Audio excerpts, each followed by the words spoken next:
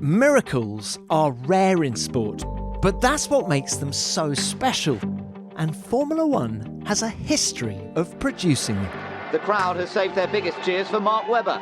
This is also a moment to savour for fellow Aussie and team boss Paul Stoddart. That's the team's best result for 8 years. Not only is it the most famous 2 points in the history of Formula One, but it is the only time there's ever been 2 podiums in Formula One. Minardi's Melbourne Miracle in 2002, when Australia's Mark Webber finished 5th on his debut, is a fairy tale that lives long in the memory of former team boss Paul Stoddart. That day, I realised, it was literally as we passed the checkered flag, that we needed some champagne. And I literally said to our catering staff, go and borrow some champagne. They didn't have to. All the other, I still get emotional now. All the other teams were walking down with cases of champagne. Oh, really? True story. The champagne may have been on ice for most of Minardi's 21 years in F1, but Stoddart clearly knew a world champion when he saw one. He gave Fernando Alonso his first drive in F1. What I saw in him that day was, this is a guy that's destined to be world champion, even before he'd even got in an F1 car. And I wasn't wrong. Hello, it's Tom Clarkson here, and welcome to F1 Beyond the Grid and a fantastic chapter of Formula One folklore. Paul Stoddart is a hugely successful Australian businessman. He owns an airline and is also the former boss of the Minardi Formula One team. He took it over on the eve of the 2001 season and was immediately concerned that his cars would be too slow to qualify for his home race, the season-opening Australian Grand Prix. But with rookie Fernando Alonso behind the wheel, they comfortably made the grid. We talk about the first time Paul realised Alonso would be a world champion, why age isn't catching up with the Spaniard just yet, and how he can be a success at Aston Martin. Alonso left Minardi in 2002 and was replaced by Mark Webber, who immediately became a hero with that shock 5th place finish on debut in Australia. Stoddart gets quite emotional reflecting on that race as the whole paddock celebrated their achievement. Paul also explains why Michael Schumacher is the nicest guy you could ever wish to meet, and how Max Verstappen showed true world champion potential as a youngster in 2003 by beating his dad Jos in a simulator. Paul remembers his time in Formula One with fantastic clarity and has many great memories. We caught up at his company HQ in Ledbury in the UK just before the start of the season. I hope you enjoy our conversation.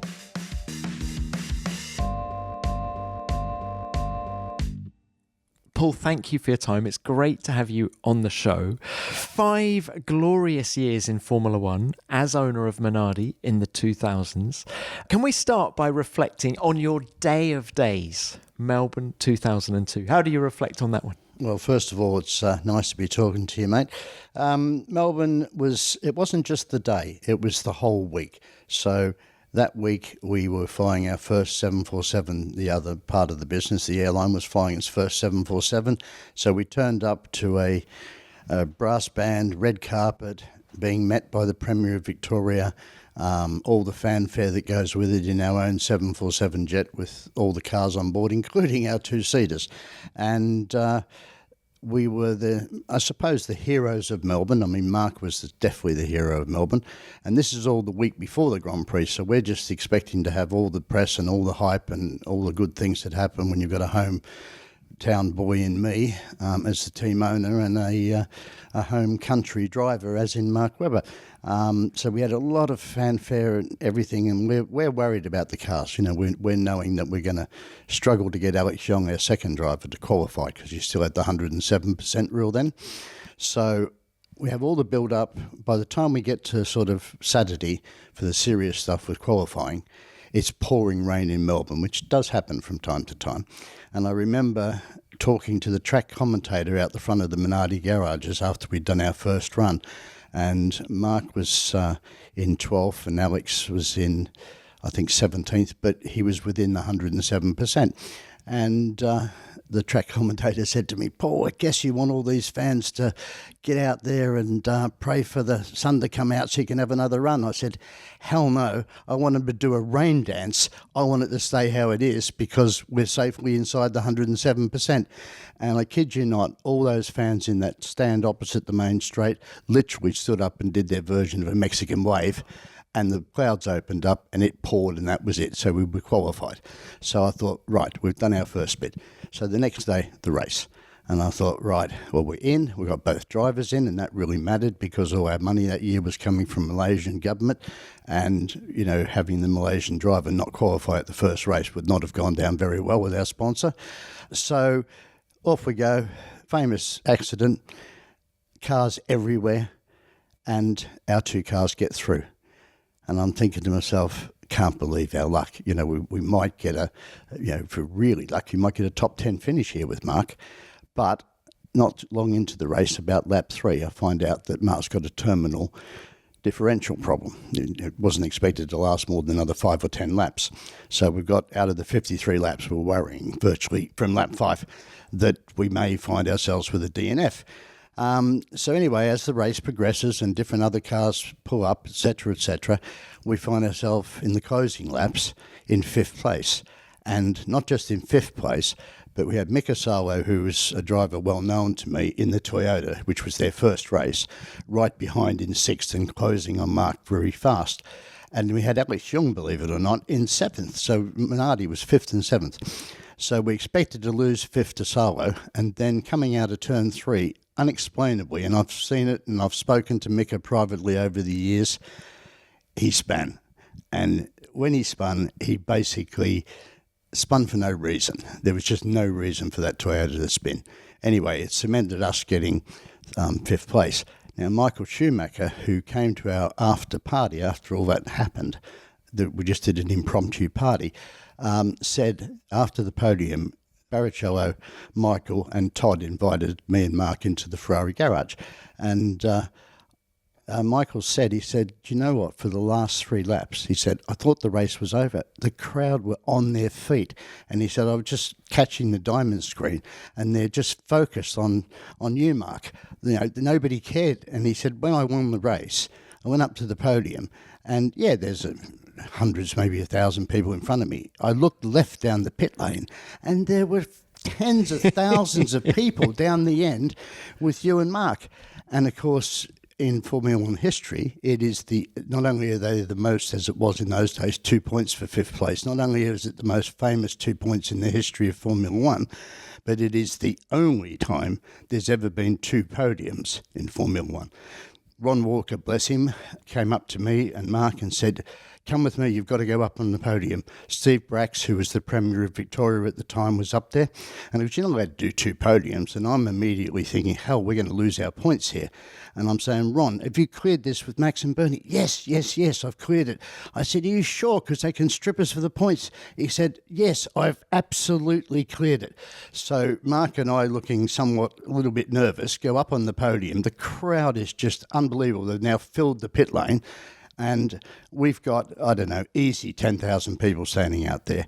And, of course, they've got the champagne up there. And they gave us boxing kangaroos, believe it or not, because they couldn't give us trophies, and Australian flag and all that good stuff. And then music started, and I thought, oh, no, please don't play the national anthem. You know, we will be done for this.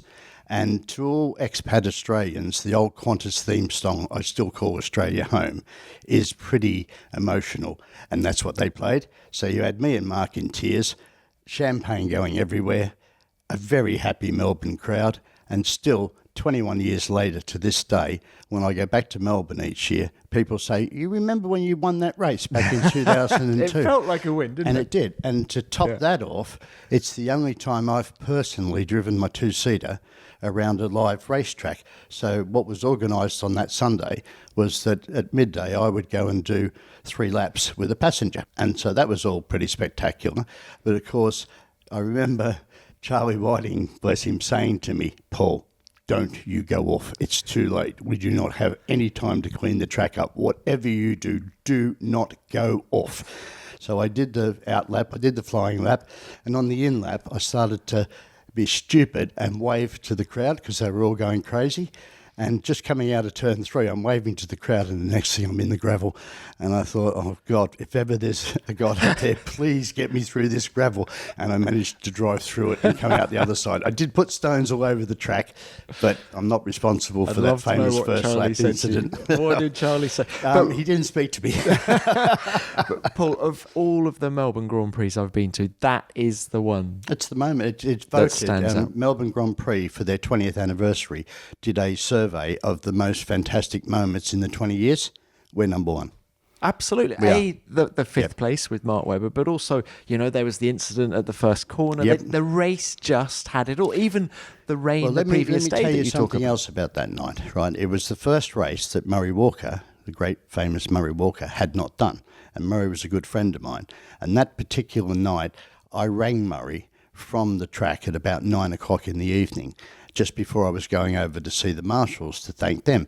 And so Murray was in tears. He was in floods of tears because he knew what it meant. And that was a great moment. But then we walked across the other side of the track to the marshals' tent where they have their after-race party. And the marshals that were down there came and spoke to me, 2 of them. And they said, do you know what? Once those Minardis went through, there was nothing. We ran out of cranes, and they did. And we, the marshals, carried that last Sauber off the track so they wouldn't put the red flag out. And that's a true story. The marshals carried that Sauber. They ran out of all recovery vehicles they had, and they still had one car in a dangerous position, and they just grabbed the car, about 16 of them apparently. So I've never been able to find it on the tapes, but I believe the story because it was told with You such just had sincerity. everyone batting for you, We didn't did. you? You We really did. Now, how were the emotions in those closing laps? Because you say the diff problem, Well- you were expecting it to go at any time. Well, a lot of people that know me know I'm a horrible chain smoker, but I was pretty good. The only 3 people I know that used to occasionally sneak a cigarette on the pit wall was Flavio, good old Nicky Lauda, and me. And we all really didn't do it very often, we really didn't. That day, there's a lot of shots of me with my head down, and luckily you can't see the cigarette smoke, but I was so nervous, and I kept having, again, sadly we miss him, John Walton, our team manager at the time, and John said to me, he said, Paul, just calm down, it's not over, it's not over. And I remember those words time and time again, it's not over, it's not over. But when it was over, I mean, it wasn't just me, there was all of the mechanics, everyone, I mean, they're just bawling their eyes out. And another little story that perhaps might be interesting to your listeners, teams like Minardi don't keep, cases of Moet Chandon or Veuve Clicquot. We don't have champagne because what for? We're not going to use it. And that day, I realised, it was literally as we passed the checkered flag, that we needed some champagne. And I literally said to our catering staff, go and borrow some champagne. Tom, they didn't have to. All the other, I still get emotional now. All the other teams were walking down with cases of champagne. Oh, really? True story. That's fantastic, isn't it? Formula One is a family, actually. It is. For all of the politics and the behind-the-scenes bickering that you sometimes hear, it is a family with everybody passionate and we knew about that what probably they do. more than most because obviously now other guys with the airline, we used to fly a lot of the teams, So in 2002, that particular year, we used the 747 to go to the flyaway races. We used to have Jordan. We used to have some of the McLaren engine boys. We used to have Jaguar. Murray Walker, of Murray course, you Walker, just mentioned. although He used to fly in him. 2002 he stopped. But we had 4 or 5 teams. I mean, I remember some horrendous things that we did on the flights, which I'm not going to go into. I came on a few of them, actually. We certainly worked hard and played hard. But, Stoddy, we're sat in Ledbury in the UK, the HQ of European aviation. Your business, clearly hugely successful business. I just wanted to ask, given how much you've achieved in your business life, where does that weekend in Melbourne At the 2002... top, no question. No question. Of Happiest everything day- you've done in your happiest life. day of my life. And I've sold businesses for a lot of money. Nothing touches that Sunday in March 2002. It was, as I said at the start of this, it wasn't just the day. The Sunday was obviously fantastic, but it was the whole week before that. I mean, as I mentioned, that we had a Malaysian sponsor.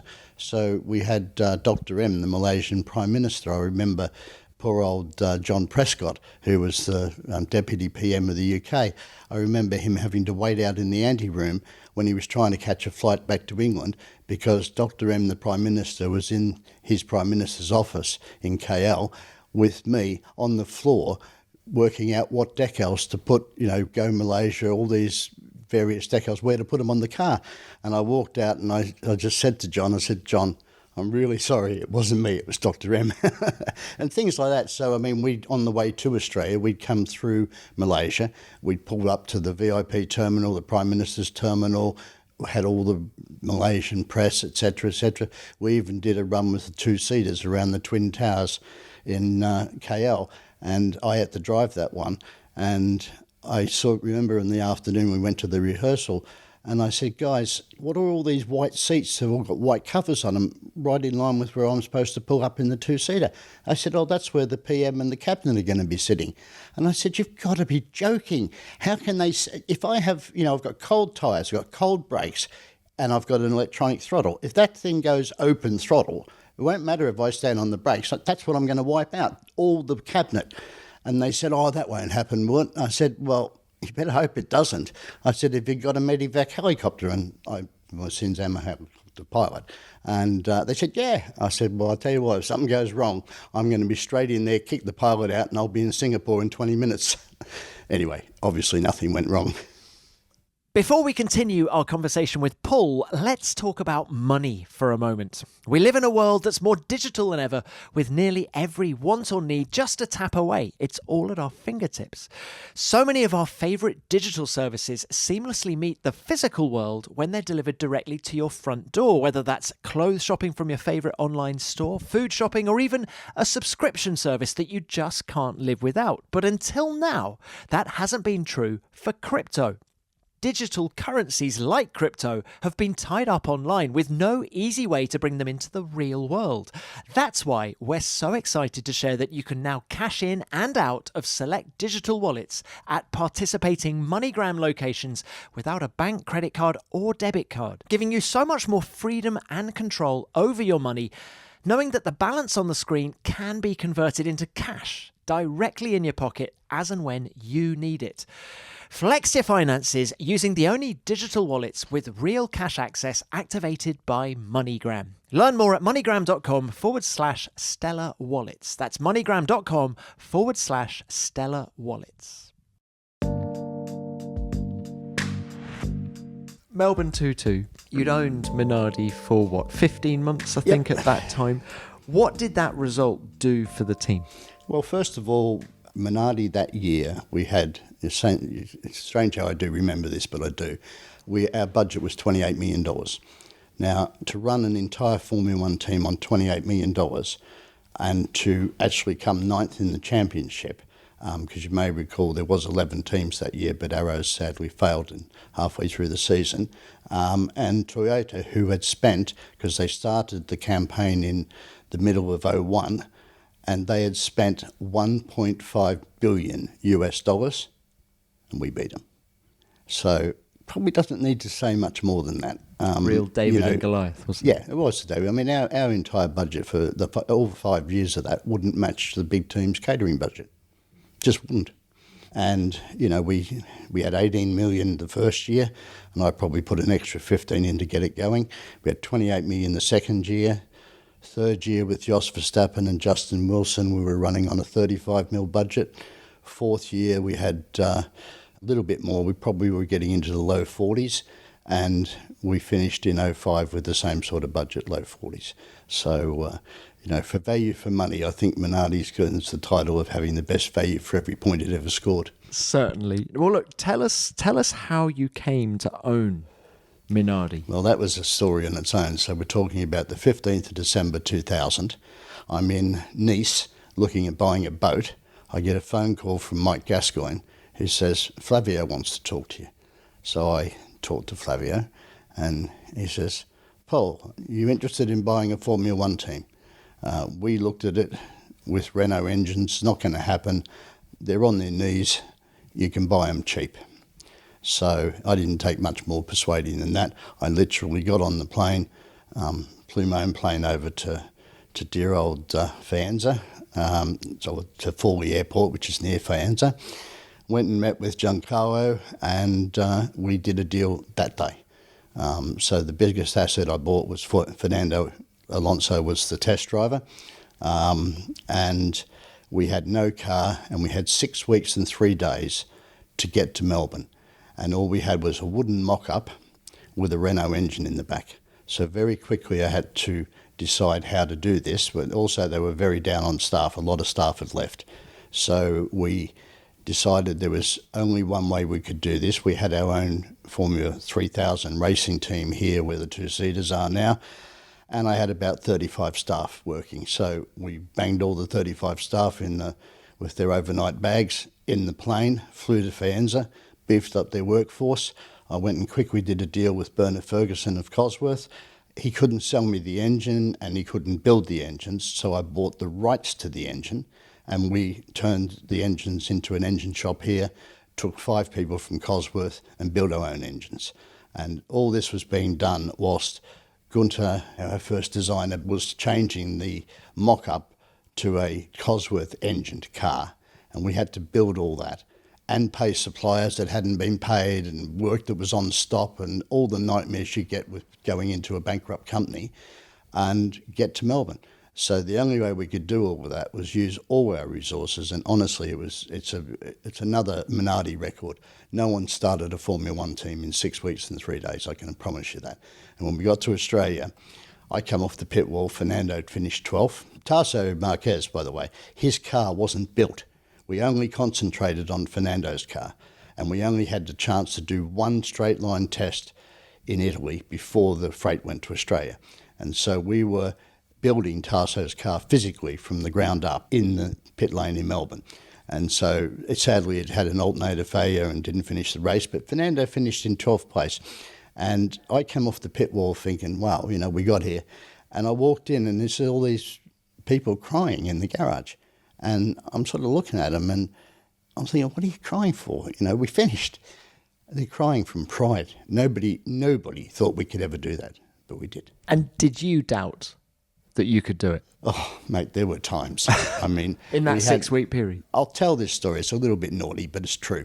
We had everybody involved. The pilots, were flying us over. We had one plane dedicated to Minardi to just make sure, because we were so tight before the freight left, that to get this shakedown run, we weren't going to make it. We just weren't.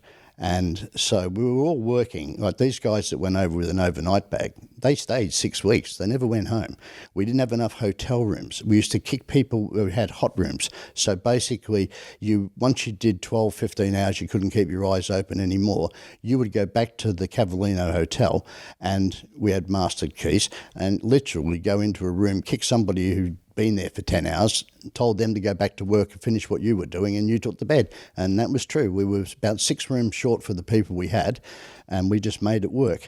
But anyway, this one night when we had to have 2 titanium exhaust brackets that were being made up in Nottingham, and if we didn't get them, we couldn't run the car. Just the way that exhaust worked and the way the whole thing worked, we couldn't run the car. So these 2 brackets, I was told that they were going to be dispatched at 5 p.m, and it didn't happen. They said 8 p.m. and they were supposed to get on a flight from Coventry, and it didn't happen. And at that point, I had the plane in Fawley, and I said to the 2 pilots, they said to me, do you want us to go back to Coventry? Because these people are clearly going to be late. And I thought about it for a few minutes, because a fair bit of cost, and we were not exactly flush with money. And I said, yeah, you better do it. So these 2 guys flew back, and they sat at Coventry until 3 a.m. in the morning when those parts turned up. They put them on board, little tiny bag of parts, flew back to Fawley. I didn't take any notice. I was staying there all night and so was Fernando for that matter. Fernando put in plenty of all-nighters helping to build the car. And I walked outside at the factory and it was thick pea soup fog. I mean, I couldn't see the bloody car. So I thought, oh no, come on, after all this effort. And I knew the plane had gone because, it was a 2.5-hour flight, so I already knew they were airborne. I thought, I don't know why I'm going to do this, but I'll drive to the airport. I'm too tired to do anything else. So I drove to the airport and I couldn't see the bloody terminal from the car park. And I just sat there. And then all of a sudden, you hear this absolute roar of the thrust reversers on the BAC 111, and they're on the ground. So I wait for them to come through, and we had a fantastic relationship before. Everybody just knew us, looked after us, did everything. Out they come, and I said to the captain, who I won't name, I said, could you see anything? And of course, the BAC 111 has what's called a Cat 3 auto land, which means it lands itself. It doesn't need, but legally you still got to be able to see a little bit. And he said, best we don't discuss that. Anyway, here's the parts. We went back, fitted the parts of the car, and ran that day. And that was the only shakedown. That was on the Wednesday, and on Thursday, the freight went. So there was so many stories, not quite as extreme as that, but, last minute things, having to offer suppliers double the money to do ours in front of somebody else's, and it just went on and on. But we did it, and the rest, as they say, is history. And how prepared were you for all of that? No, not at all. Because you sponsored a few. I'm buying a boat in Nice. I haven't got my eyes. I had actually, no, that's actually not totally true. In 99, I tried to buy a percentage of Eddie, of Jordan.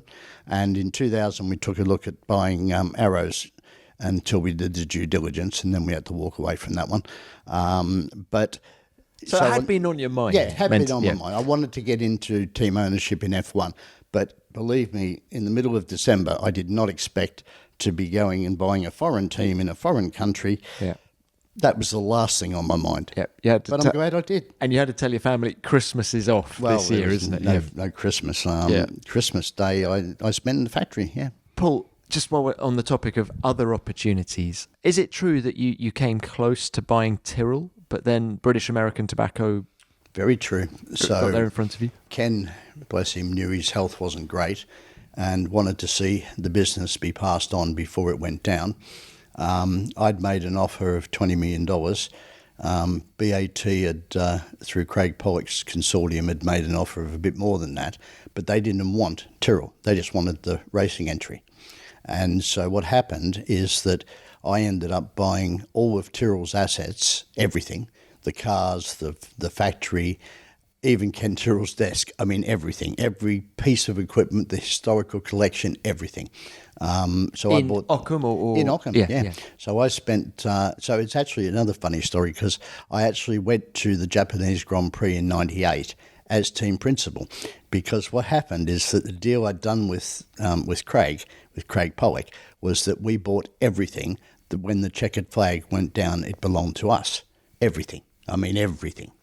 And, of course, the checkered flag went down. But, of course, when we did this deal much earlier in the year, there was no thought about a tyre test that might be going to happen straight after the Japanese Grand Prix. So BAT, as it was, or BAR, whichever way you want to look at it, had to ask me permission, could they use the cars again as the tyre test was coming up. And of course I said yes. But it was, it was a moment when I was on the pit for all those years anyway, because I used to be for Jos Verstappen, I was the pit board guy. Then after that, obviously, I think it was Ricardo I did in 98. 99 it was Damon Hill, and 2000 it was Jos again. So yeah, had some pretty. Were you frustrated that you weren't able to go racing as Tyrrell? Yeah, I was. I'd have loved to have had that, but things are meant to happen. I mean, more recently, in recent years, I found out the whole reason of how that deal happened. Whilst Bob Tyrrell was negotiating with me, Ken was negotiating with Bernie, so I never stood a chance. And Bernie wanted BAT in the sport. And Bernie wanted BAT in the sport. So everything's meant to happen. But, you mentioned, or I mentioned there, Bernie, he's my hero. He is my hero. He welcomed me with open arms when I came into the sport. A few times through the years when we had little disputes, he helped me out. And Bernie is one of the, it's a dying breed of people these days, sadly, but if he shakes your hand, that's it. I remember I needed $5 million in 2002. We were really in the shit. We really were. And I said to him, Bernie, I'll give you a couple of 747s as security.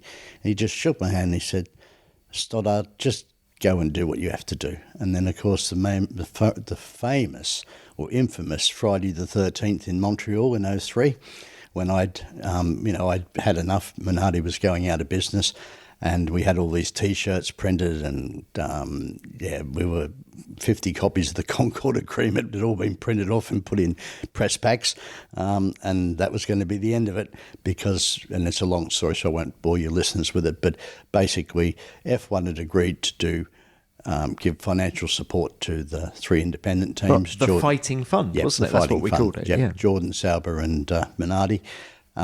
We'd given on some technical regulations where they needed our signatures back in the January of 2003, and the Fighting Fund wasn't forthcoming. So by the time we got to June, Minardi was on its knees. We had no money, and Bernie initially said, Stoddart will have to sort himself out. Then there was this infamous press conference where it's just me sitting there for the first 7 minutes before any of the other team principals that were supposed to be in that press conference turn up. And then the whole lot of them turn up, including Bernie, having had a little meeting with themselves where they were going to supply an engine to Jordan. And suddenly Eddie was not going to be part of the Fighting Fund. And I was well prepared for that meeting. And I sat there with a folder. And in that folder, it had some very interesting things. And many of the documents in it had been given to me by other people, like, for instance, Benson and Hedges saying that if Jordan didn't get the Fighting Fund, they were going to have to pull out. And, of course, who gave me that document? Eddie Jordan at 6 a.m. in the morning. Some stuff on other teams, but in particular one on Ferrari. Who gave me that document? Well, unfortunately, he's passed away recently. There was a story, so I was well prepared. I was also prepared to go through with it. If we'd have gone down, we weren't going to go down with a pack of lies being told. We were going to go down with the truth being told. And the truth at that time might have embarrassed a lot of people. It's so funny hearing you telling these stories, because my memories of you at the time are you were absolutely prepared to say what you thought at any moment. You weren't going to be intimidated by anybody. The truth will always come out. But did you enjoy the politics, or did you find it exhausting? No, I didn't, Tom. In the beginning, I really didn't. In 2001, when we had an incident in May the 8th, God knows how I remember these dates, when it was a public bank holiday here, and I walked into that office that we were just down in the racing section and found we had fax machines in those days, and I found that my technical director had just been poached by Toyota and had resigned there and then on the spot, even though he had a 2-year contract. Things like that happen, and I didn't want to get involved in the politics, especially with Toyota and Uwe Anderson, who's a lovely guy who, again, was a quiet individual. But, Minardi were seriously screwed up. And again, Bernie comes in, deals are done, Toyota paid some compensation, all went away. In 2002, of course, we had our great year, but 2003, we were in a position where we were fighting to survive. And by the time we got to that Friday the 13th in Montreal, it was going to be over. So we went through this press conference where effectively I might have briefed one or two journalists that if it went bad, there was a few questions that might have been good to ask. And one of them asked the question, and poor old Eddie, who was sitting directly behind me and to my left, started to define the fact that Jordan was a race-winning team. Jordan wasn't like Minardi. Whilst he felt sorry for me, Jordan was a race-winning team and it didn't need any charity or any fighting funds, especially after the fact that he was 7 minutes late was because they just promised him a free engine supply. So all this was going on, and I just opened a folder I had in front of me to the actual letter that he'd given me at 6 a.m. in the morning from Benson and Hedges, saying they had enough. And as he was going through giving his speech about how great Jordan was, I'm just banging on this letter, and he spots it. And because the FIA stenographer, they presented me with the actual legal record of the interviews, and they've typed in this 17, 17 of those. From EJ. From EJ, at which point he says, I've got nothing more to say. I closed the folder. But anyway, that all went on, and I was determined, that night. We called a press conference, you may recall, at 5 p.m. We said there's going to be a Minardi press conference at 5 p.m. So Pasquale, who everybody that knows F1 will know that he was Bernie's PA, for want of a better word. Pasquale comes to me and says, Paul, Bernie needs to see you now. And I said, Pasquale, I've got a lot going on. He said, no, Paul, Mr. Eccleston, he called him. Mr. Eccleston needs to see you now. So when you get summoned, you go. So I go up to the tower in Canada, and I walk into Bernie's office, and he says, Stoddart, he said, Paul, did he call you Stoddart? Oh, yeah. Stoddart, what do you need to keep going? I said, Bernie, I need the fighting fund. He said, well, how much shit are you in? I said, I don't know, I need 4 mil now. He said, right, you've got it. I own half of your team. Now get on with it and stop calling press conferences. Now that was it. That was it, Tom. It was a handshake. And by the time I got back to the motorhome in a couple of hours and I cancelled the press conference, I couldn't pay any of the goddamn suppliers. Made it Morelli, did not want paying. Tyres, don't bother about paying for them. Everything became free because Bernie was now a half owner of Minardi. And I struggled to even pay bills. So, and this is why you asked me why I've got so much respect for Bernie Eccleston. That was on June the 13th, 2003. In August of 2003, myself and my finance director went up to Princess Gate to see Bernie to actually give him the shares and to do our deal. So I went up to his office and he said, Stoddart, are you out of the shit? I said, well, Bernie, you know I am. I said, most people don't want paying anymore. He said, fine, keep your shares. That's the testimony to Bernie Eccleston. Now, what he did actually put in, we gave him the money back, obviously, but that's it. And then 2 years later in 2005, who do you think it was that introduced me to Dita Matcha Sheets in Turkey? Bernie Eccleston. You've heard me talk about the benefits of using a VPN to protect your data and privacy in the past, but you might not realise why it's so important that you do. Many internet service providers actually log your internet activity and sell your information onto other big tech companies and advertisers, so your data isn't only at risk when using public Wi-Fi. Without the right protection, it's in your home too. To prevent ISPs from seeing my internet activity, I protect my devices with ExpressVPN. The list of people you've messaged, sites you've visited and videos you've watched gets tracked by tech giants who can then sell your information for profit. But ExpressVPN encrypts your network data and tunnels it through a secure VPN server so that your provider can't see any of your activity. I recommend ExpressVPN not only because of the peace of mind it provides, but also because it's so simple to use. Just download the app on your computer or smartphone, tap one button, and you're protected. So visit expressvpn.com/grid.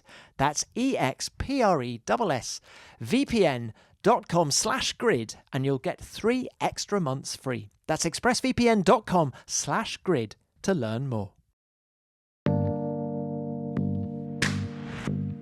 We've mentioned 2 brilliant racing drivers in Mark Webber and Fernando Alonso so far. I want to go into more detail about them in a minute, but is it a coincidence that both of those guys were managed by Flavio Briatore? Not really, because you've got to remember the circumstances. Both of them had links to me, but in the case of Flavio, he had Fernando's management contract, and he needed to put Fernando in a race seat. So doesn't it make sense to point somebody who's going to take Fernando for no money in a race seat to buy a team that was about to go under? So Flavio's not stupid. He's a brilliant businessman, and we've had a great relationship. In the case of Mark, I had Mark's contract, or 20% of it, and I sold that out to Niki Lauda at the end of 2002 because we needed to pay for our engines, and effectively my interest in Mark's contract was let go because of the fact that we needed to pay for our engines.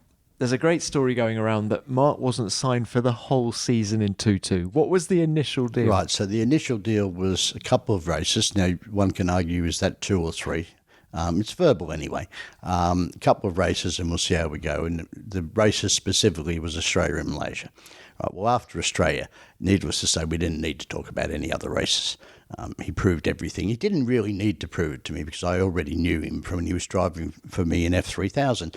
But what I wanted to make sure is that, he didn't fit the car all that well. It was tight.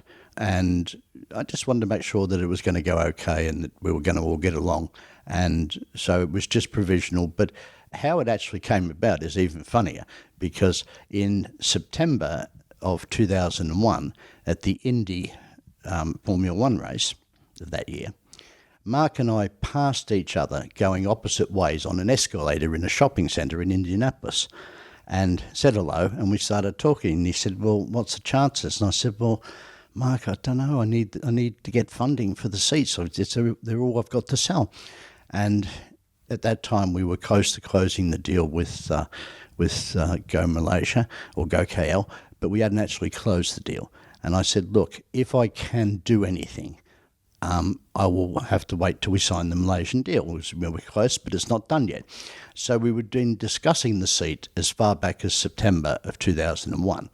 And I have to say that Ron Walker, bless him, was the one who really just did not leave me alone. Every 5 minutes, the phone's going, Paul, can we get Mark in here? Because he desperately wanted an Aussie on the grid for Melbourne. Ron Walker, of course, being the boss of the Melbourne Grand Prix. The boss of the Melbourne Grand Prix. He's sadly passed away in 2018, but he was known as Mr. Melbourne.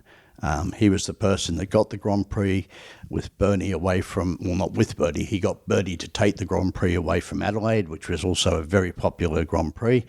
And he made sure that the government put in the support that was needed to make the Grand Prix special. And I think everybody that's involved in F1 will agree that Melbourne is special. It's one of the favourite Grand Prix, if not the favourite Grand Prix of the year. But anyway, we went pushing more and more. I was just literally being driven insane in a nice way by Ron saying, come on, Aussie team, Aussie driver. Can you imagine what that's going to do for Melbourne? And so finally we signed the Go KL deal. We got the commitment from them and I was able to give Mark a free drive. And was there any money coming from Melbourne? Oh, Mark had a bit of Telstar sponsorship, but to be honest, it wouldn't have paid the food bill. No, they were hoping to get sponsorship, but it's not easy. What impressed you about Mark Webber? Same with Fernando, and by the way, Mark should have been world champion. In 2010, he should have been world champion. There's a feeling, you know a driver that is a real driver, a complete driver. He's not just able to drive, but he's also got the technical knowledge, the technical feedback, the feel for the car. Almost people can say the feel by the seat of his pants, because that's what makes a F1 driver special. And, we've all got your Lewis Hamiltons, your Sebastian Vettels, et cetera, of that sort of era. Obviously, Michael Schumacher, and I had the privilege of going behind Michael Schumacher of all my drivers. So I'm sorry I'm digressing here, but I just remembered this. He's the only driver out of 70 Formula One drivers. He's the only driver that I ever got behind in our two-seater. I didn't get behind Fernando, I didn't get behind Mark, I didn't get behind all the other people, the other Jensen 7 world Max champions, and all the other people, all the rest of them, right? And the day that we were down at Ferrari, Michael went round, and there was 24 people on that team that day just running one car.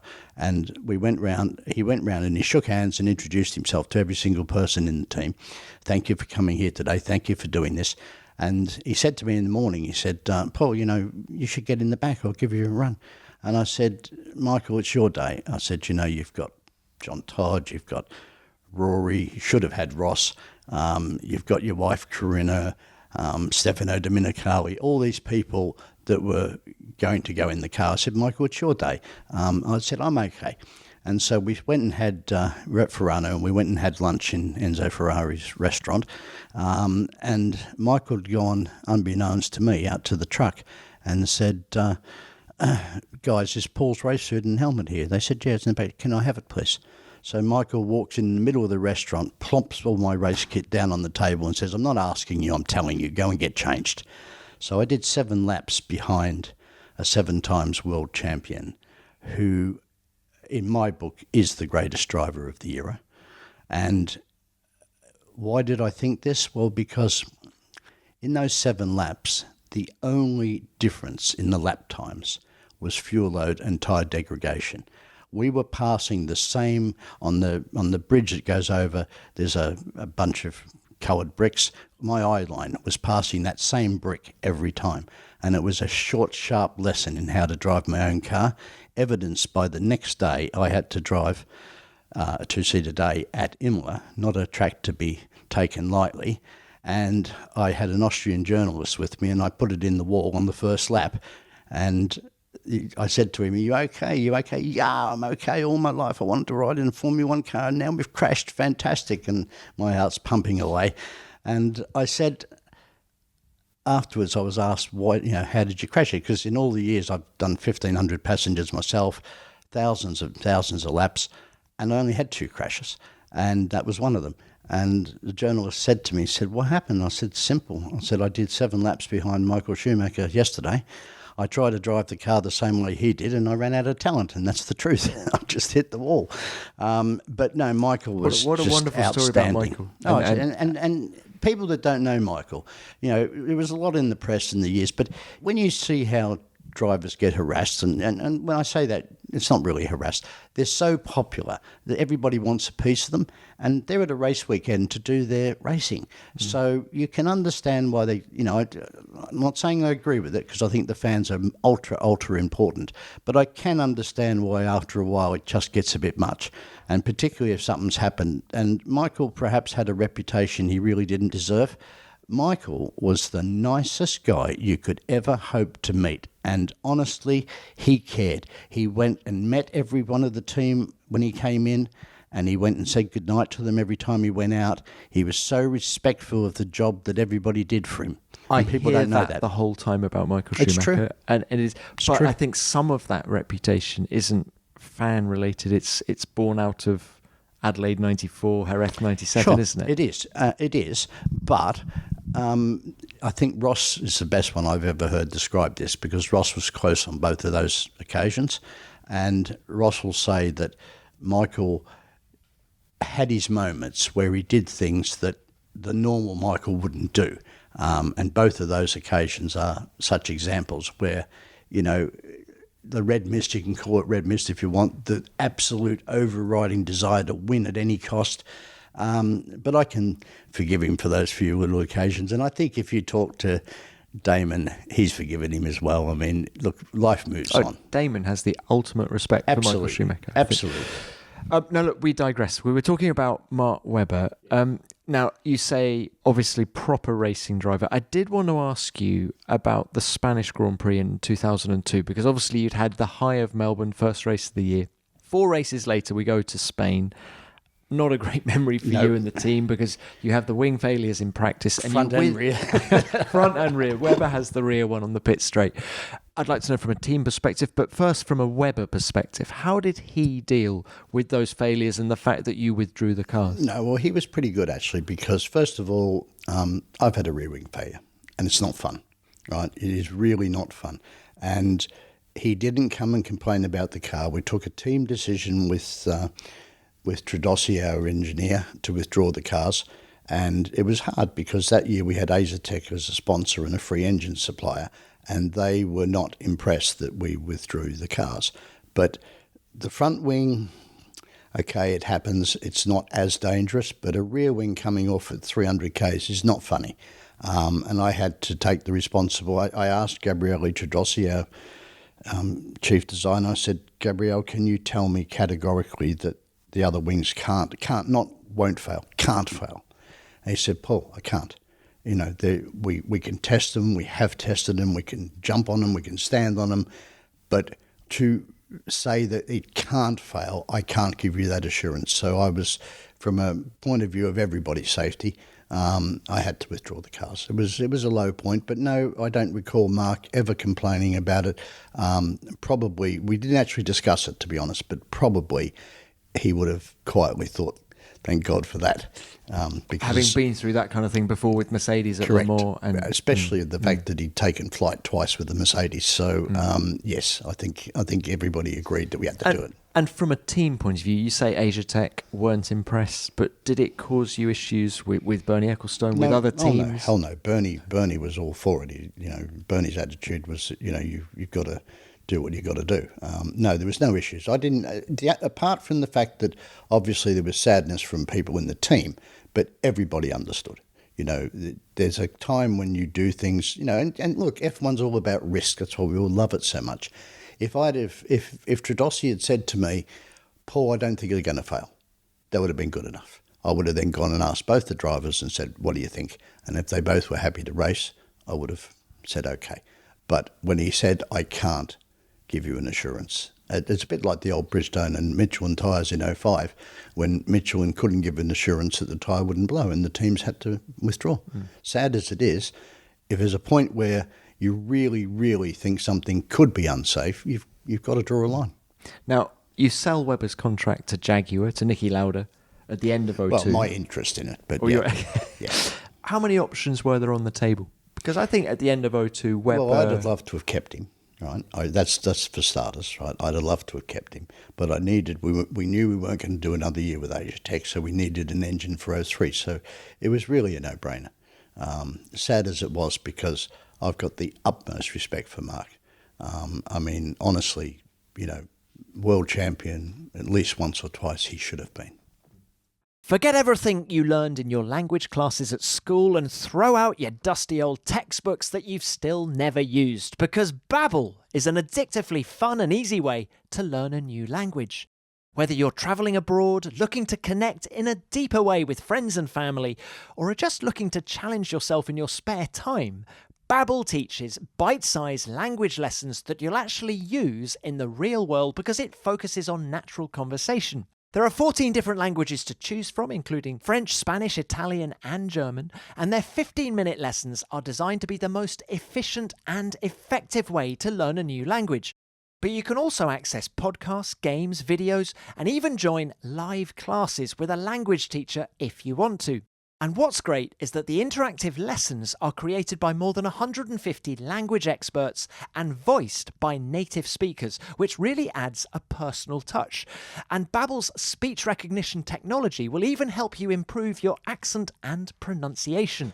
Right now, Babbel is offering our listeners 3 months free with a purchase of a 3-month subscription with the promo code BEYOND.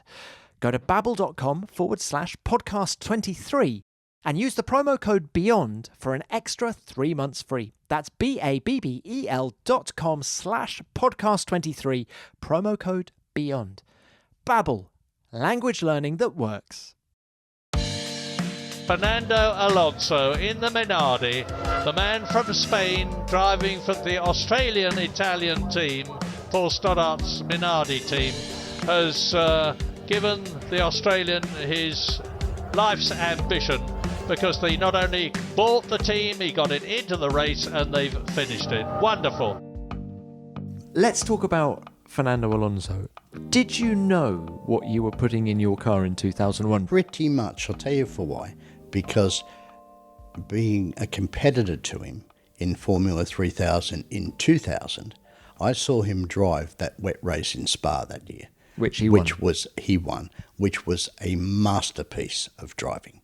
And so my knowledge of Fernando was that he'd come to my attention throughout that year in 2000, but he was never out of my mind after that brilliant race in Spa. Okay, that's interesting because Bruno Junqueira had won the championship that year and he was in the running to get the Williams drive with Jenson Button for 2000, didn't get it, but all the talk pre-season was about Bruno and not Fernando. But Fernando in those days, and still even when he was with us, was very quiet, very unassuming, just got on and did the job. And it took, I suppose, a race like Spa to where I was actually genuinely watching the whole race, not just catching highlights as you quite often did with Formula 3000 races. I watched that race. And what I saw in him that day was, this is a guy that's destined to be world champion, even before he'd even got in an F1 car. And I wasn't wrong, except he should have had 4, not 2. And then when he got in one of your cars, can you tell us a little bit about what you saw that confirmed your view? Well, we've already touched on it. So, first race, Melbourne 2001. A car that has had one straight line test for 50 kilometres. That's all it had. And he wrings its neck and brings it home in 12th place. Now, if you want another, so that's the first race he does for me. The last race he does for me is Suzuka in 01. 53 laps again. So Fernando, in those days, we still had the Sunday morning warm-up, and it was a tradition that if a driver was leaving, that you took all the fuel out of the car and you let him have a glory lap. And that was all agreed with me. I was called to a team principals meeting, whilst that Sunday Sunday warm-up was going on, and Fernando had, for whatever reason, him and his engineer Alex had disagreed about him having a glory run. So Alex put fuel in the car. So Fernando didn't really get his glory lap.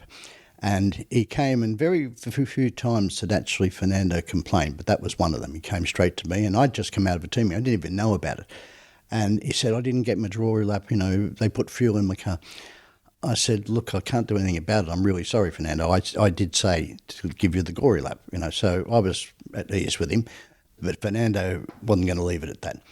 If anyone looks at the history of that race in Suzuka 01, Fernando put in 53 qualifying laps. And if ever the world needed to know how good he was, look at the tapes on Suzuka 2001. It says it all. How early in that season did you know that you were going to lose him? I knew I was going to lose him. Flavio had the contract. He was only on, loan, lease, whatever you want to call it, but he was only with us for 2001. Now Fernando was not happy about that, and he certainly wasn't happy about doing a year testing with Renault the next year. He wanted to stay in the race seat, and I was happy to keep him in the race seat, but they wanted him as test driver. My dream team was Mark Webber and Fernando in the same car. Amazing. And apparently that nearly happened at Ferrari, didn't it? I think. Are you surprised that Fernando's still going? No, I'm not really surprised, because if you're good enough, and Fernando is good enough, if you are determined enough, and you have still got that fire in your belly to want to go out there, and if they can't win the race, do the best possible thing you can do, then he's certainly no slouch. So he's still up there with them, and the racecraft, the ability, the natural talent, the hunger, it's all still there. None of it's gone away. Now, age is going to catch up with him, but it hasn't yet. I reckon he's got a few years left, and I think he'll be a massive asset to Aston Martin, provided there's no politics in the team. If Fernando's left to do what Fernando can do, which is be a team leader, drag Lance Stroll up the ladder a little bit, gets the backing. The team is a fantastic team. You've got to go right back to the Jordan days. It's a fantastic team, and I think if you get Fernando leading that team and being able to influence that team, you're going to have a happy Fernando and a happy Lance Stroll, because at the end of the day, that team will go forward. Is that the crucial point, though, that Fernando Alonso has to be the main man? He does, and that's the only caveat I put on this move. If they don't recognise what a champion they've got, it's to their detriment. Because if you work with Fernando, you get everything. If you work against him, we all know the results. 2003, you replaced Webber with Jos Verstappen. It was his last Formula One contract. First up, how quick was Jos? Oh, Jos was quick. Now that's, let's just say that Jos had lost nothing. But bear in mind, I'd worked with Jos. I'd worked with him in 97 with Tyrrell, in 2000 with Arrows, and then obviously 2003 with us. So I knew how quick Jos was. I knew that even though you might argue he was getting on in his career, that again, the hunger was there. He was up for it. But sadly, in 2003, we really didn't have the car for him. It was just how it was. Did you see any traits in him that we're now seeing in the boy Max? Well, I saw it in Max. So in, I think it was August or September that year, we held an event with the two-seaters, all 8 of them, at Rockingham. And we had one of the first ever Formula One simulators that are just coming out in those days. And so anyway, this very young, cheeky Max is saying to Jos, come on, Dad, I want to have a race with you in the simulators. So eventually Jos gave in and had a race with Max. You want me to tell you, or you tell me who won the race? I think we can guess. Max knows. Really? Max did. And Max aged very small. Yeah. This Max would have been, what were we talking, 2003 would have been 5 or 6. somewhere there. So he showed what he's got back as early as that. And, I'm not surprised, with Sophie and her background, his mother obviously, and Jos's background, why would you be surprised? Perhaps as to how good he is, but I also remember seeing him at the Autosport Awards before he joined Toro Rosso. And again, he was with Raymond Vermeulen, the manager, and he was so shy at those awards and so nervous. And I thought, oh, God, Max, I hope you can get through this. And of course he did. And, he went on to great things. It was, I think, Toro Rosso saw very early in the stages he was the chosen one. Then, of course, going in Barcelona and winning the first race. I mean, it doesn't get any better than that. And yes, a two-time world champion, but I think we all know there's a lot more to come. Now, you mentioned Red Bull, you mentioned Toro Rosso, so perhaps now's a good time just to talk about the sale. Bernie introduced you to Red Bull boss. So it's Turkey 2005 in Bernie's motorhome. Minardi had you told Bernie that you were looking for a way the out? whole world knew. Okay. Right, so we'd had, at that point, 48 offers. In fact, I'm not going to do it, but in this drawer is a €10 million bounce cheque from one of the previous contenders. And the cheque was so bad that we got our bank. You can't really get to a German bank and say, is this cheque any good? It just came back insufficient funds. So I finally got our manager to ring, and they said, if you took all the zeros off it, we still wouldn't cash it. So it was complete fraud. So I'd had 47 previous contenders. At that point, Eddie Irvine was he was in Faenza that weekend, conducting due diligence from buyer number 47, actually in the factory in Italy, whilst Bernie's got me in the motorhome. And so I won't say the price, but basically I walk in, I meet Dieter Mateschitz for the first time, and in 10 minutes the deal was done. We shook hands, and that's all you do with Bernie and with Dieter Mateschitz. We shook hands, and I had certain things. I wanted all the staff to be kept on. I wanted to stay in Faenza. They were my conditions, because I wasn't going to sell them out. And Dieter said yes to both of those things. And the only caveat he put on it, well, actually he didn't. We just shook hands and that was a quick meeting. But then I dealt with his number two, and we basically agreed that if there were any staff that he couldn't keep, that they'd get paid a full year's salary, no question asked. So that was on the Turkey weekend. We announced it in Spa when we'd signed the deal, and that was pretty emotional. And then, of course, the last race in China was also emotional, but we went through it. And then I remember 24th of October 2005 in London, in the Red Bull solicitors' offices, and we're actually signing the final contract, the transferring money and everything. And I remember two things from Dieter Mateschitz. He said, I was drinking Red Bull. So first of all, I was told that Mr. Mateschitz does not drink champagne, that all his deals are toasted with Red Bull. So the toast we were talking about was in Spa. We were in the solicitor's office in October. We signed the contract, etc. And he did everything, every single thing was just honoured to the nth degree. And he paid some people like Giancarlo Minardi, he paid them more than he had to pay, right? You could not, honestly, you could not have a word, and I will not have a word said against Red Bull or Dieter Mateschitz. They just honoured everything, and where there was any doubt on anything, they honoured it anyway. Just brilliant, proper people to deal with. What drove you to sell the team? Money. We could see that we were struggling every year. Budgets are 20, 30, 40 million. There's just nothing in Formula One. It was a graft and an effort. It was relentless trying to find sponsors, trying to find money, because you're always going to be running around the back of the grid. It's a vicious circle. You're in a position where you don't have 150, 200 million to run, and therefore you're not going to attract the good sponsors. I was selling sponsorship that big teams were getting 50 mil for. I was selling it for $1 million. That's just the reality of the situation. Now, there was a new Concord agreement coming out in 2006, and it had a couple of Minardi provisions in it. We were the only team allowed to continue using the V10 engine, right through till, I think it was end of '06 or whatever. But we were, everyone else had to go to V8s, but we didn't. That was a cost reason because we were building our own engines. And so I just knew that it was time to go. I loved Formula One, I still love Formula One. And luckily, 20 years later, or, 17 years later, we're still using the two-seater. We're still getting the buzz. The two-seater is brilliant. 4,500 passengers, 70 drivers, 9 or 10 of them world champions. That gives me my F1 fix. Was it ever discussed you staying at the team? No. Oh, no. After the Red Bull No. They, right from day one, it was an absolute buyout. So there was no question of me staying on. I just wanted to make sure that my staff in Faenza were going to be protected and that the factory wasn't going to close. Now, I'm sure Red Bull had plenty of times when they would have wanted to have closed Faenza, move it, do whatever. No.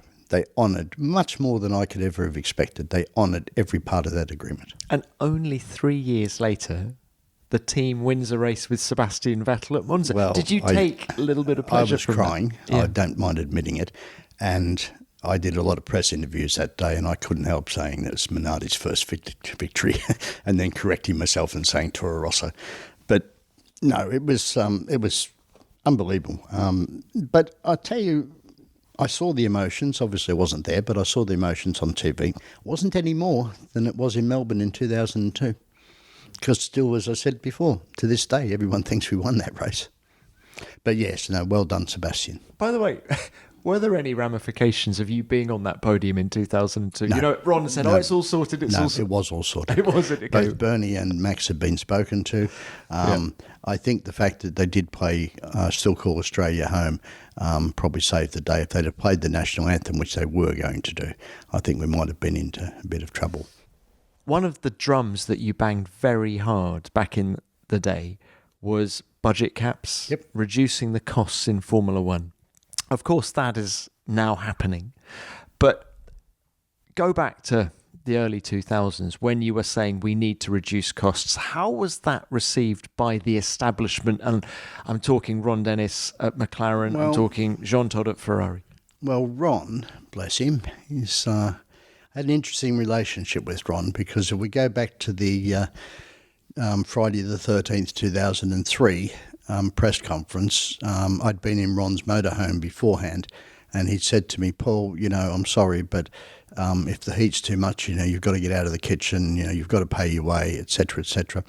And I had a lot to say that day, but the next race, which was France, which was Manicourt in 2003, was probably, and not a lot of people know this, but it was probably, it was all going to come to a head in a big way, because I won't mention who it was this time, but a certain person in authority had suggested to me that all the cars in 2003 were running illegally because traction control had been banned. And of course, I kept scrutinising my 2001 car because we used to use it for demos at all the two-seater events. So I had a legitimate scrutinised 2001 car that was 100% legal. And there might have been a suggestion to make this fighting fun move on a little bit, that perhaps I ought to suggest to everybody that I've just realised that all the cars in 2003 were running illegally, and that I'd changed my cars and I was going to run my scrutineered 2001 cars at that event, and I suggest everybody else sort theirs out. Now, a lot of people, again, I'm going to watch the names here, but a lot of people knew this was happening. A lot of team principals knew this was happening. And it got to the point where Bernie had called a team owners meeting up in his block. And there's a lovely picture of me and Ron walking down the hill coming back from that meeting, where he's got his arm on my shoulder. What he's actually saying is, Paul, I'll give you one thing. You've got big balls. I promise you, don't go any further with this traction control issue. I promise you that I will get that fighting fund. It was 2.8 million. I will get that fighting fund through for you. And if I don't, I'll put it in myself. And true to that, from that day onwards, Ron and I got on fine. And his comment about if the heat in the kitchen, too much, get out. And I was lucky enough that year to have soup in Ron's kitchen at the McLaren Technical Centre, and it was very good soup.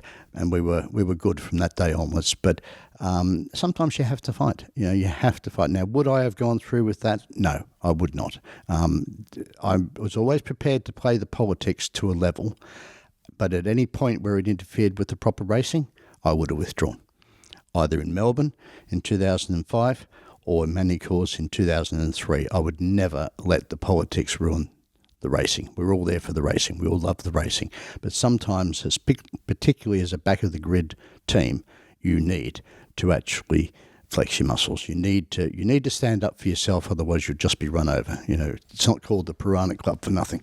There was talk of you coming back in 2008. Yes, there was. I did look at it seriously. At that point, I felt there was just a chance that the new teams would, because don't forget there'd been a new Concord agreement, there was a lot more money involved now. And I felt that at that point in time we had a chance, but Dave Richards was also looking at it, and I felt that we didn't have his resources, and I didn't feel I could go through it again, so we didn't put up a formal bid. We did go through the motions, we did look at it. I had an engine supplier, had all the equipment to build a car, but not guaranteed enough money to run a competitive team. So when David Richards and ProDrive didn't take that 12th entry, how did you feel about that? I still felt that even more assured that I'd done the right thing. By not going in, because if Dave Richards and ProDrive felt it was too risky, then thank goodness I did too. Yeah. Okay, gut reaction. How much of all of your big decisions have been led by your gut? All of them. Right. That's what you do. Good, bad or ugly, you do it. And like Bernie, I'm a person that if I shake somebody's hand, it doesn't matter what the paperwork says, it's the deal that you do. And if you honour that deal, you're not going to go far wrong in life. Yeah. Well, look, final one from me, Paul. Thank you so much for your time. It's just, what do you make of F1 today? I think they've now gone to a level where I'm not sure it's an F1 car as much as a spaceship these days. And I'm interested to see how they do continue to keep to the cost cap, because the cost cap is set about the right place, in my belief. But it's good, and it's still good racing, and I really welcome, I'll say Ross Brawn, but obviously there are other people like Pat Simmons and that involved. But certainly the changes made last year have given us some really, really good racing now. The cars can overtake. They're not going to be washed out the minute they get behind the car in front of them. So I think in that respect, I think the tech regs are in the right place. I worry about the technology, but that's just probably because I'm in my 60s and I'm used to having lovely loud engines and all that kind of good stuff. So I guess if I was given it a mark out of 10, it's probably an 8 or a 9. It's not too bad. And what do you make of, teams being profitable? Yeah, that's an interesting thing. You can actually make money in F1 these days. I think the reason, now don't get me wrong, back in the day, when we said that Toyota invested in 2001, second half of 01 and all of 02, 1.5 billion. But in those days, Ferrari, McLaren, they were all spending 400 and 500 mil. If you didn't put a cost cap in, it would have got to the point where only 1 or 2 or 3 teams could ever be successful. Whereas today, you can have your moments where, AlphaTauri, as it was, can win with Pierre Gasly. Someone else can win. You can get the odd wins, which I think is what keeps people excited. It's the power of the underdog is unbelievable. The people want to support. They want to see different people win races. They don't want to see Ferraris and Mercedes and even Red Bull to just keep winning all the races. And I think we're in a position now where we've certainly got some good drivers in F1. I can think of 6 people that deserve to be world champion. They won't all end up there because of the cars that they're driving, but put them in the right car. And you're not just talking about the 1s and the 2s, as you might have been doing in years gone by. You're talking about almost half the field is capable of being world champion. So I'm very impressed with the driving standards. I'm very impressed with the lack of stupid accidents. They still happen, but lack of stupid accidents that have happened in, lap 1 incidents where people have got red mist and don't really think about what they're doing. Melbourne 2002. Melbourne 2002 being a great example. But you also nowadays drivers can make money, as you rightly say, with Formula One, and that's tempting, but I'm too far gone for it now. I'll just sit back and watch it. Paul, it's been so awesome to speak to you. Thank you very, very much for your time. My pleasure, Tom. So many stories, all brilliantly told. Paul's memories of his time at Minardi are so interesting, right down to the sale of the team to Dietrich Mateschitz and Red Bull. The deal was done in 10 minutes. It's quite extraordinary. I particularly like hearing his thoughts on the drivers, especially Mark Webber and Fernando Alonso. To think that Fernando put in plenty of all-nighters helping to build the car ahead of the team's first race under Paul in 2001 gives us great insight into Fernando, as did Paul's thoughts on what Aston Martin need to do to keep Fernando happy this year. Paul, it was great to have you on the show. Thank you for your time, and I look forward to seeing you in Melbourne next weekend. As ever, please send in your thoughts and stories about Paul. Do you remember Alonso in a Minardi in 2001? Or what about Webber's amazing 5th place at Albert Park just a year later? Let me know. I'm at Tom Clarkson F1 on Twitter, or use the hashtag F1 Beyond the Grid. Which brings me on to what you sent in about Alain Prost after last week's show. Let's start with this from Trevor Thompson. Possibly one of the most underrated greats who had an outstanding turn of speed. The win at Kyalami in 82 after a puncher, then 2 seconds faster than the rest of the grid at Ricard in 83, the comeback through the field to clinch the World Drivers' Championship in 1985 at Brands Hatch, Belgium 86, Suzuka 89 before the crash, etc. Lots of great memories, says Trevor, and I agree with you. Alain was hugely fast, and he's also a fascinating interviewee. I always love talking to him. Next, let's hear this from Jackson Vincelette. What a bit of journalism. I listened to this with a Senna hat on. I have artwork of the Lotus 97T and 99T at home. Before this, I thought the greatest rivalry in sports was one-sided. I thoroughly enjoyed hearing Prost's perspective and the deaf way Clarkson welcomed it from him. Well, I'm blushing, Jackson. Thank you for the note. I really appreciate it. And never forget that Prost is a fascinating man and a great interview. He tells it like it is. Finally, let's hear this from Adrian King. A curious listen, says Adrian. It was as if the FW15C in 1993 was a poor car. Alan didn't seem at all grateful for the opportunity to drive what was arguably the most advanced and dominant car in the history of the sport. That's an interesting take, Adrian. I think Alain comes across as honest about how the car didn't suit his style that well. But it's great to hear from you. Thank you. Ladies and gentlemen, that is almost it for this week. If you want to hear more from Minardi's former drivers, we've got interviews with Mark Webber and Fernando Alonso in our back catalogue. There are links to those episodes in the description. And thank you for your ratings and reviews, and please keep them coming. If you're listening on Spotify, you can now use the Q&A box to tell us what you think of each episode, so have a go at that.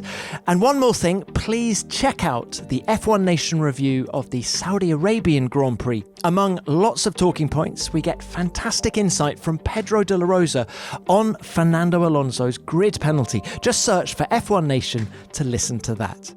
I'll be back next week with a really insightful episode featuring one of Formula One's brightest stars. I hope you'll join me for that, but for now, thanks for listening. F1 Beyond the Grid is produced by F1 and Audio Boom Studios. Until next time, keep it flat out.